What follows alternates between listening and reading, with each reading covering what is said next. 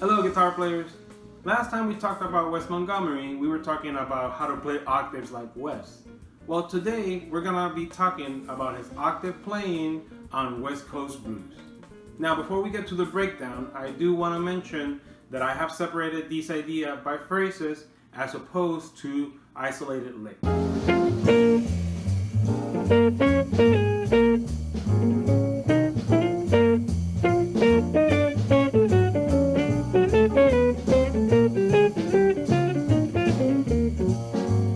Here we're gonna hear sounds similar to a B flat minor pentatonic or also a B flat blues scale.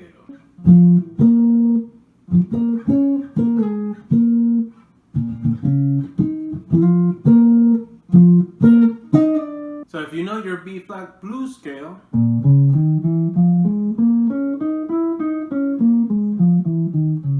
you can play it in octaves.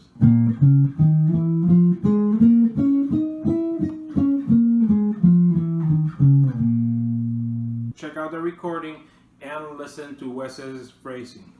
Now from here we can see a tendency in Wes's playing where he's going to be resolving to the ninth of a minor chord. In this case on the B flat minor chord, he's going to put the ninth on the top. C sharp. And from here he's descending a D major arpeggio starting on the 7th. Now when we look at those notes from the perspective of a B minor chord, we can hear the 9th, 7th, the 5th, and the 3rd.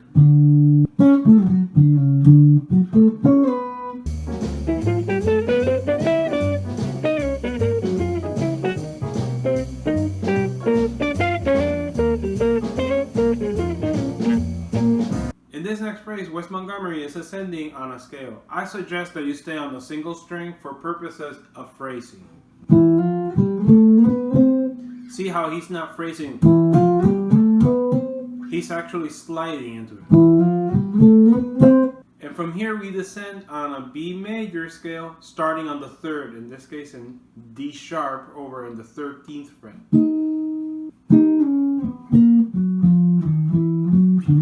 If you watch the How to Play Octave Like Wes video, you're gonna recognize the next lick.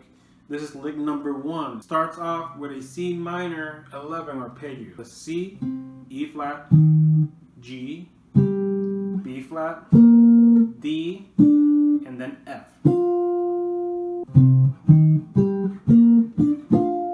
Then from here we approach the 9th, go down into the 7th, B flat, 5th, G, B flat again. And then we go into C sharp, the sharp 5 of the F. And from here we descend in a bluesy manner, but it's not a blues scale. We resolve on the 3rd of B flat, and then tonic. If you would like to support my channel and get a PDF copy of today's lesson, please visit my Patreon page. There, you can get access to exclusive content that you can't get anywhere else.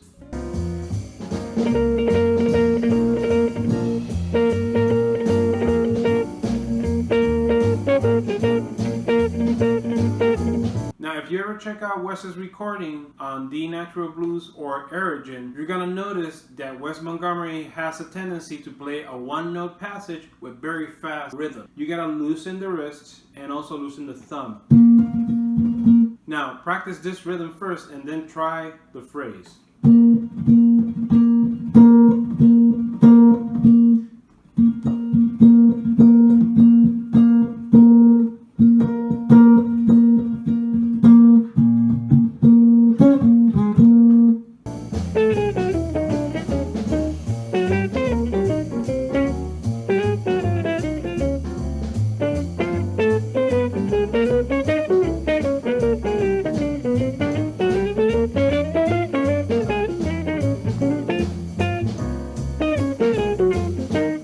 Now this next line has a lot to digest, so let's get to it. So we're gonna start off with a D minor 7 arpeggio going up. Then you're gonna be approaching the 3rd of the next chord. Now from here you go on to the root of G7, and then you're gonna be connecting by a half a step to the next chord change, ascending the scale with an octave displacement in between. So an octave displacement is when we change the octave of the note and we lower it or we take it up. Octave displacement, and we go up to that same last note, a D sharp. Now you're going to be resolving on the G, on the 5th of C minor 7, you're going to be going down to the 3rd, then to the 9th, and then you're going to be approaching what will be a C minor 11 arpeggio. But you're going to be approaching it by a half a step or from a fret below on the guitar.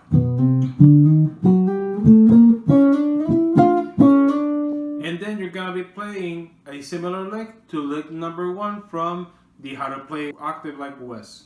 And then you're going to be resolving to D and then F, the 5th. And now to finish the phrase, he just plays a descending lick in D flat.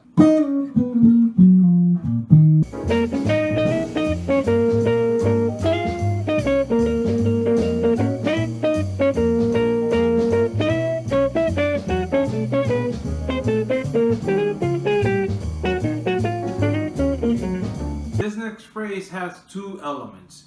The first being 7 bars of a B flat blues scale being played in octaves, and then the second half of it is driven by a 2-bar motivic idea which he repeats 3 times. Let's look into it. So as I said first, he plays the B flat blues scale for about 7 bars. So he's generalizing the changes by playing just your standard B flat blues.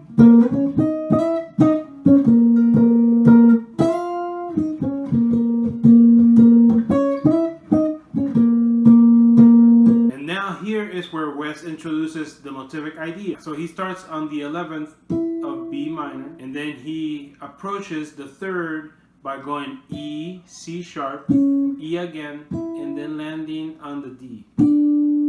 From here he moves down to the 9th of E, F sharp, 13, 11, 13, and B. So it's almost as if he's thinking B minor all the time. He's not changing to the G sharp to define the E7 sound. Now on the second motivic idea on the E flat 7, he's playing the scale descending in thirds and using chromatic approaches.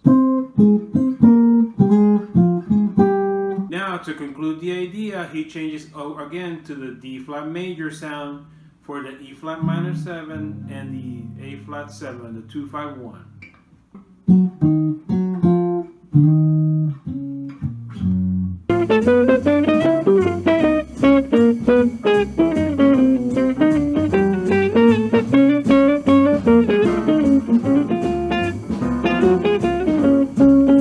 Now to end the section, Wes Montgomery plays a long 12-bar line in octaves.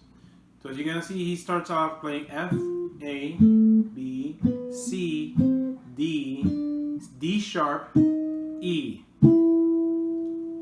And from here he's going to go, again, revisit the idea of playing octave displacement between the G and the F.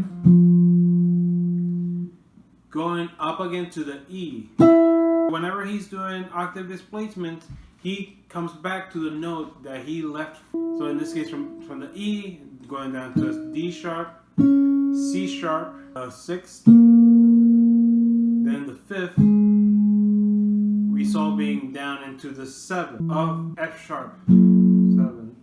So you're going to be on the E, D sharp, C sharp, and then resolving down to C. He's playing C, B, C. Now he's going to the next chord tone, E flat. But then he's playing half a step below and then coming back. And then G, F sharp. Same with the B flat and A. And then he plays 3 times the 9th. 1, 2, 3.